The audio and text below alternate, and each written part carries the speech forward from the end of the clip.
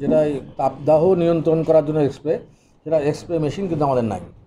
আমরা করি কি, আমাদের যে ট্যাঙ্কার, পানির ট্যাঙ্কারটা আছে, সেটা দিয়ে রাস্তাটা ভিজাই দিই। হ্যাঁ, রাস্তাটা ভিজাই দিয়ে হয়তো কিছুটা চেষ্টা করি, কিন্তু দ্যাট ইজ নট সাফিসিয়েন্ট। এটা হলো একটা জাস্ট আই ওয়াশ করার মতন বিষয়। এটা আই ওয়াশ ছাড়া আর কিছু না, যে আমরা কাজ করতেছি এটা মানুষকে দেখানো, কিন্তু আসলে এটা কার্যকরী পদক্ষেপ না।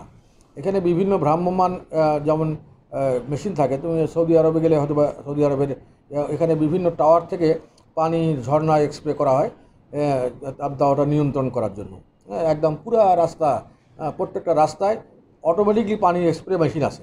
হ্যাঁ, সেই মেশিন দিয়ে তারা পানি স্প্রে করে ড্রাই সিজনে, হ্যাঁ, যখন তাপদাহ বেড়ে যায়, টেম্পারেচার যখন বেড়ে যায়। কিন্তু আমাদের সেই অ্যারেঞ্জমেন্ট আমাদের এখানে নাই। সেক্ষেত্রে ঢাকা উত্তর সিটি কর্পোরেশন 4টা মনে হয় মেশিন নিয়ে আসছে ভ্রাম্যমাণ। এটা দিয়ে তারা এই গত কিছুদিন আগে আমি দেখলাম যে তারা এই স্প্রে কাজটা চলমান রাখছে কিছু অংশে, কোনো ভিআইপি এরিয়ার মধ্যে। হ্যাঁ, এইটা স্প্রে চলমান রাখছে, কিন্তু আমাদের ওই ইনস্ট্রুমেন্টটা আমাদের রংপুর সিটি কর্পোরেশন নাই।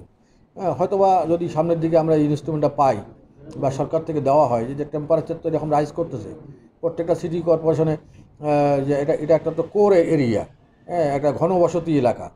সেখানে যদি এই কাজটা করার জন্য গভর্নমেন্ট আন্তরিক হয় এবং এই মেশিনগুলো যদি সেন্ট্রালি তারা ক্রয় করে যদি আমাদের দেওয়া হয়, তাহলে এই কার্যক্রম পরিচালনা করা যাবে। আদারওয়াইজ আমাদের নিজস্ব অর্থে এত এত দামি মেশিন এটা কেনার সামর্থ্য আমাদের নাই। আসলে ইচ্ছা তো আমাদের অনেক কিছু, কিন্তু সামর্থ্য তো আমাদের স্বল্প। যার কারণে আমরা চেষ্টা করি যে আমাদের সাধ্য অনুযায়ী রংপুরের মানুষকে রিলিফ দেওয়ার জন্য যেটা কাজ করা, সেই কাজটা চলমান থাকে।